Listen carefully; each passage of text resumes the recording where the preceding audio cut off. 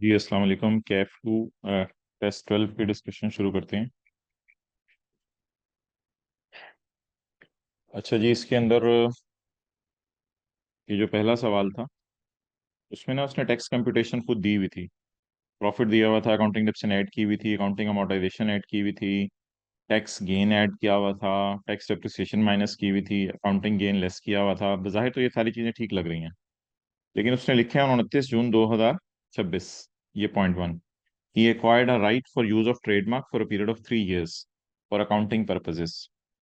तो the cost is being amortized equally over 3 years। Accounting purposes के लिए हमने इसको अमोर्टाइज कर दिया ओवर 3 years। तो ठीक है भाई, अकाउंटिंग अमोर्टाइजेशन तो एड बैक होनी चाहिए थी, बिल्कुल कोई मसला नहीं। आ, लेकिन टैक्स अमोर्टाइजेशन हमें कहीं माइनस होती हुई नजर नहीं आ रही। तो अब इसकी कॉस्ट को निकालने के चक्कर में आपने नहीं पढ़ना था कि ये कितना था। बहरहाल क्या टैक्स अमोर्टाइजेशन 3 दिन पे निकल के यहाँ पे माइनस होनी चाहिए थी। तो ये अब हम नोट दे के आएंगे कि amortisation is not recorded in tax computation, tax वालों की अमोर्टाइजेशन। और आपको जितने दिन अवेलेबल फॉर यूज रहा है, 29 और 30, तो 2 दिनों की अमोर्टाइजेशन चार्ज करेंगे। ओके जी, आगे बढ़े। तो टैक्स अमोर्टाइजेशन इसकी माइनस नहीं हुई हुई थी यहाँ पे, अकाउंटिंग अमोर्टाइजेशन तो एड बैक होगी भी थी। बाकी अकाउंटिंग अमोर्टाइजेशन गलत रिकॉर्ड हो सही रिकॉर्ड हो हमें इससे फर्क नहीं पड़ता। बस हमारा ये ऑब्जेक्टिव होता है कि अकाउंटिंग अमोर्टाइजेशन जो है वो, भाई आवाज आ रही है आप लोगों को?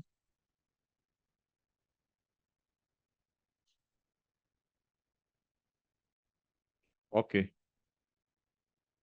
ठीक है जी, आगे चलें। वॉइस नोट सुना मेरा। Tax gain on disposal of fixed asset है जी। टैक्स गेन है on disposal of fixed asset 5,000 का। Include a tax gain of 825, यानी कि इस 5,000 में 825 का गेन पड़ा है on sale of car. Tax gain on disposal, अच्छा ये वाला जो टैक्स गेन है 5,000 का, इसमें गाड़ी के डिस्पोजल पे 825 का गेन पड़ा है on the sale of car. It was record on 31 December 2024 at a cost of 8 million। अच्छा जी, गाड़ी की कॉस्ट को कहाँ तक रोक लिया होगा? 75 लाख तक obviously. However for the purpose of क्या आप कहेंगे, tax depreciation, the value was restricted to 75 lakh. As a policy the car was sold to an employee for 62 lakh. गाड़ी एम्प्लॉय को आपने बेच दी है 62 लाख की। Tax gain represents the difference between fair value of car and tax W of 6375। अच्छा भी, पहली बात तो अब इसमें यह है कि इसमें टैक्स वालों की डब्ल्यू गिवन है। अब अगर टैक्स वालों की डब्ल्यू इसके अंदर गिवन है, तो what we are suppose to do कि हमने टैक्स वालों की डब्ल्यू माइनस करनी है, और फिर उसके बाद जो है वो हमने एक फॉर्मूला लगाना है, उससे करके गेन निकालना है। अच्छा, अब मोहतरम, सवाल के अंदर अगर मैं माइनस करूं टैक्स वालों की डब्ल्यू, तो टैक्स वालों की डब्ल्यू है जी 6375। भाई नहीं होता, ये आपने क्लासेस आखिरी अटेंड नहीं की जिसमें मैंने ये बताया। अच्छा, अ, इस वक्त हम कंसिडरेशन क्या लेंगे? भाई कंसिडरेशन होती है हायर ऑफ एक्चुअल और फेयर मार्केट वैल्यू। अब जरा ढूंढे सवाल में। It was acquired on 31 December at a cost of इतने, however for the purpose of tax the value was as a policy the car was sold to employ for 6200। Employ को कितने की बेची थी? 6200 की। However the fair value was 7200, लेकिन fair value थी 7200। आप बता दें जी, एक्चुअल प्राइस लें या फेयर मार्केट वैल्यू लें या दोनों में से हायर लें? जी बिल्कुल, दोनों में से हम हायर लेंगे। तो कंसिडरेशन जो हमारी फॉर्मूले में यूज होगी दैट विल बी 7200। अब एक फॉर्मूला हमने पढ़ा था, A into B/C। जरा आप चैट में लिख के बताएं कि उसमें ए क्या था, बी क्या था और सी क्या था। चले मैं आपको खुद दिखा देता हूँ। चैप्टर 8 के अंदर जी हमने फॉर्मूला पढ़ा था। चैप्टर 8 में, चैप्टर 8 में हमने कहा था जब गाड़ी बिकेगी तो गाड़ी के बिकने के ऊपर एक फॉर्मूला लगेगा, where a is the amount received on disposal. अब ये अमाउंट रिसीव्ड हायर ऑफ होगी कंसिडरेशन। रिसीव तो एम्प्लॉय से कुछ और हुई है, लेकिन मैं ए हायर ऑफ में लूंगा। वो जो मैंने कैलकुलेट कर लिया है, B is 7500 and C is actual cost. तो A is amount received B is 7500 and C is actual cost.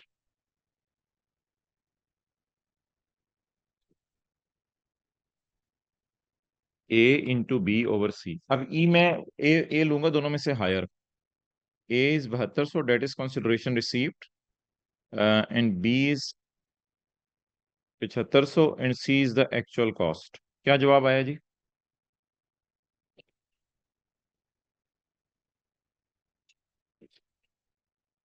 एक ना आपने छोटी सी कैलकुलेशन साइड पे करके रख लेनी थी कि कंसिडरेशन हायर ऑफ ली जाती है। ऐसा पंगा कभी क्लास में नहीं किया था हमने, लेकिन आपको याद है एक दो क्लास में मैंने बात की थी, कंसिडरेशन हायर ऑफ ली जाती है दोनों में से। तो क्या जवाब आया? अच्छा यार, ये जवाब नहीं बता रहे, खुद कैलकुलेट करता हूँ। कैलकुलेटर किधर है? मिल गया। 6750। तो 6750 और 6375 का डिफरेंस कितना है?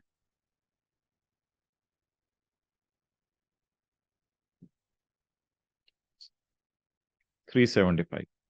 तो 375 वॉज माई टैक्स गेन, लेकिन इन्होंने यहाँ शो किया हुआ है 825। तो 825 की बजाय 375 का टैक्स गेन हमने शो करना था। So that was it.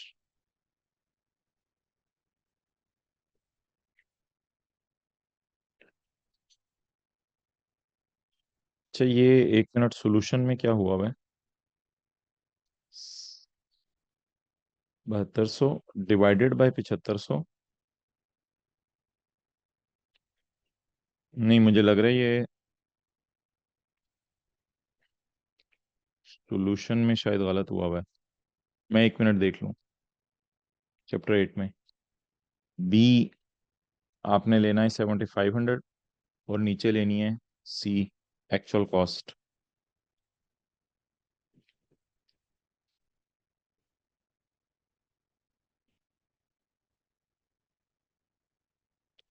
B आपने 7500 लेना है। ये कैलकुलेटर पकड़ के सॉल्यूशन में हमने सॉल्यूशन में शायद गलती कर दी है। Into 7500 divided by 8। तो ये फिर आ जाना था 6750।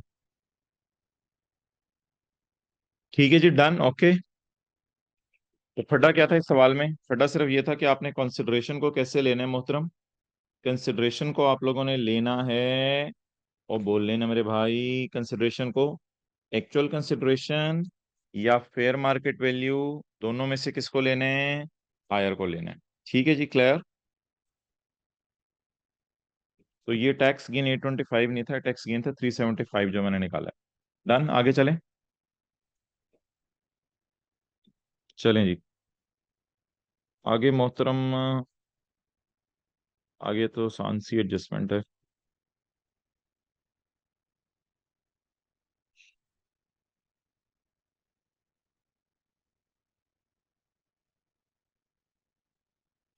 During the year, entity acquired second-hand plant at a cost of 8,000. He is of the view that since equipment was not used by himself before, so he is entitled to claim initial allowance. नहीं नहीं नहीं नहीं नहीं नहीं नहीं नहीं। मेरे भाई, जब सेकंड हैंड है, चाहे आपने यूज नहीं किया, किसी ने तो पहले यूज किया हुआ है ना, और ये भी नहीं लिखा हुआ बाहर के मुल्क से मिला है, तो सेकंड हैंड पे इनिशियल अलाउंस आपको नहीं मिलेगा। तो ये जो आपने इनिशियल अलाउंस माइनस किया हुआ है, ये नहीं माइनस होगा। तो initial allowance should not have been calculated. Plant has been used therefore in this can not claim the initial allowance. हम इनिशियल अलाउंस माइनस नहीं कर सकते। अच्छा, भी किसी को याद है, ये यूट्यूब पर अपलोड होगी, किसी को याद है कि लाइबिलिटी कितने साल तक पे ना हो तो इनकम में ऐड हो जाती है? सेक्शन 34 का 5। सेक्शन 34 का 5, एक्सेलेंट जी मोहम्मद फाहद भाई। लाइबिलिटी अगर 3 साल तक पे ना हो तो वो इनकम में ऐड हो जाती है। तो 22 वाली लाइबिलिटी, जी मैं मंडे को जूम मीटिंग करूंगा बाकी सवालों के लिए। अभी तो मैं टेस्ट डिस्कशन कर रहा हूँ, इसके बाद मेरी एक और भी FA2 की टेस्ट डिस्कशन है।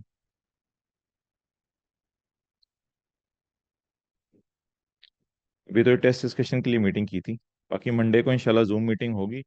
उसमें टाइम शेयर कर दिया जाएगा ग्रुप्स में, उसमें आप सवाल पूछ लीजिएगा जो भी पूछने होंगे। Entity dispute certain amounts invoiced by its suppliers, these were allowed as reduction in relevant years. जो चीज खर्चे में जा चुकी हो उसको आपने 3 साल बाद इनकम में डाल देना होता है। तो क्या ये अमाउंट 2022 में खर्चे में जा चुकी है? जी। हम कहाँ खड़े हैं? 26 में। 23, 24, 25, 26 में इसको इनकम में ऐड कर देंगे। बाकी अगली अमाउंट्स को इग्नोर करेंगे, क्योंकि अनपेड लाइबिलिटी को 3 साल तक वेट किया जाता है, चौथे साल इनकम में ऐड कर दिया जाता है। अच्छा, इसका आंसर 2 तो क्लास में डिस्कस कर लिया था। आंसर 3। अच्छा जी, Z L is engage in the income from business आ रही है, प्रॉफिट आ रहा है, कैपिटल गेन का प्रॉफिट आ रहा है, अदर सोर्स का प्रॉफिट आ रहा है। The income from business includes income in respect of a loan of 85 received otherwise then by cross check. भाई लोन क्रॉस चेक के अलावा लेना कौन सी इनकम है?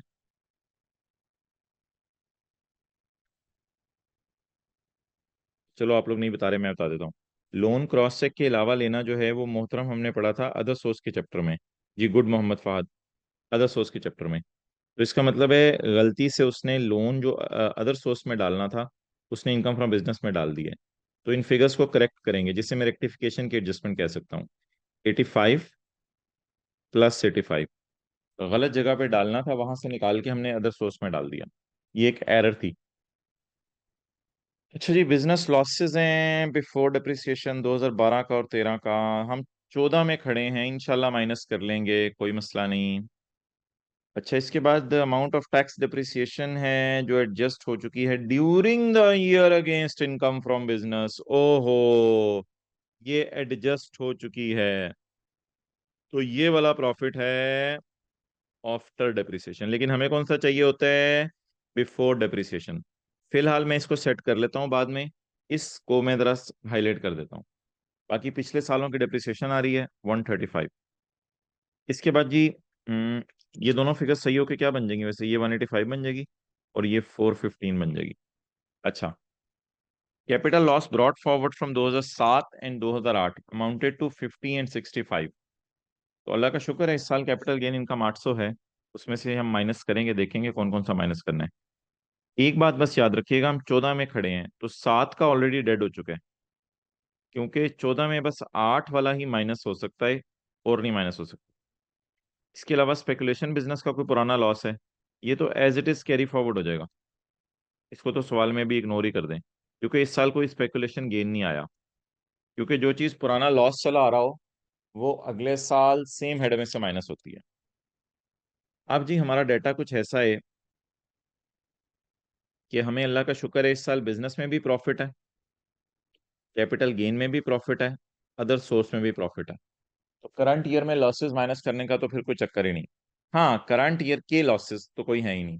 हाँ, करंट ईयर के प्रॉफिट्स को इस्तेमाल करें पिछले सालों के लॉसेस माइनस करने के लिए। अब ये फिगर जो है वो जो इनकम फ्रॉम बिजनेस वाली है, ये मुझे कौन सी फिगर चाहिए? Profit before depreciation.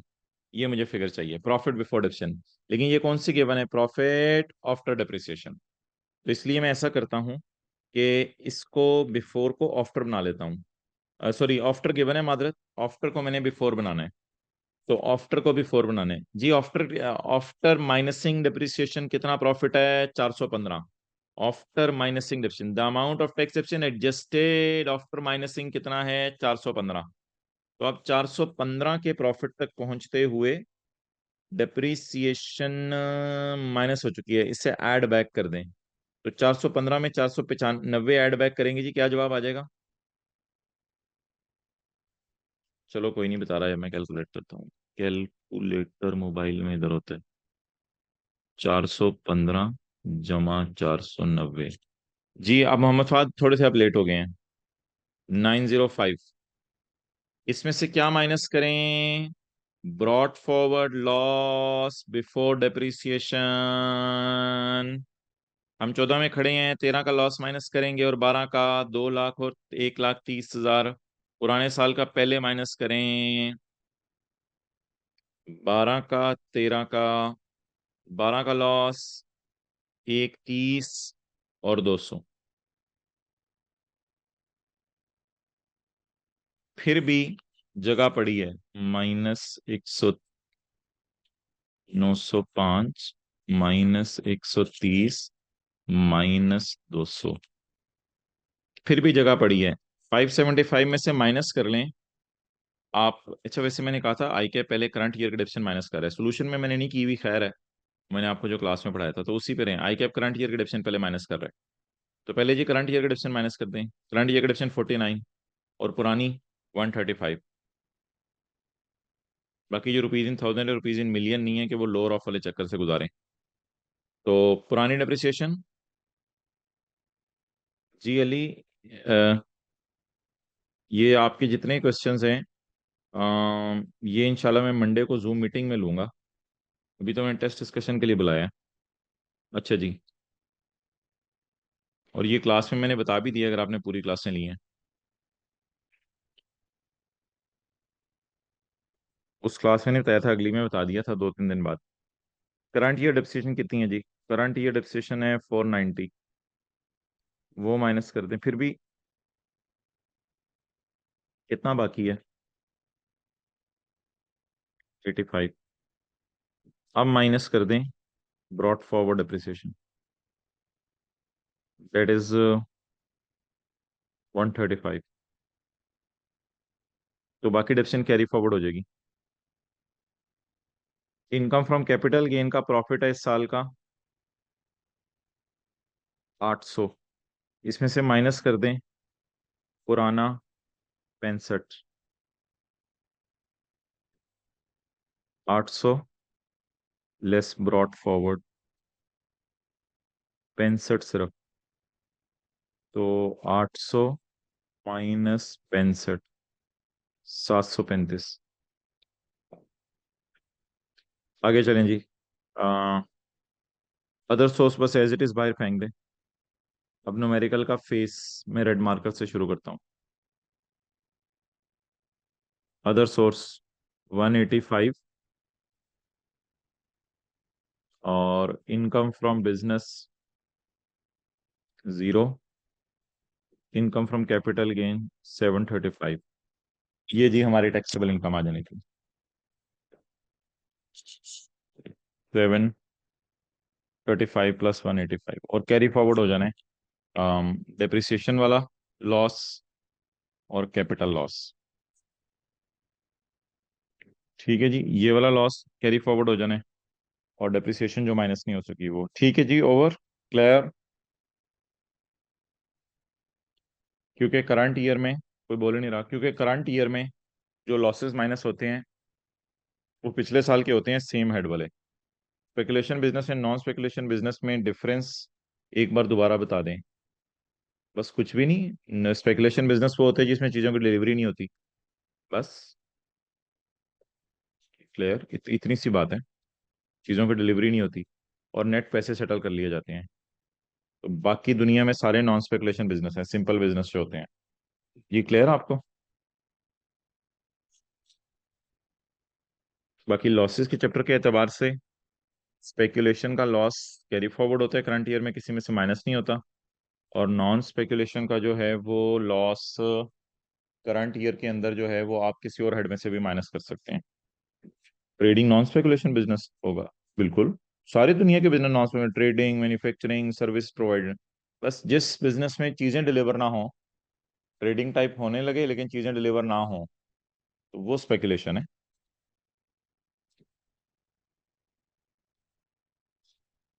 चलें जी, ठीक है, अस्सलाम वालेकुम।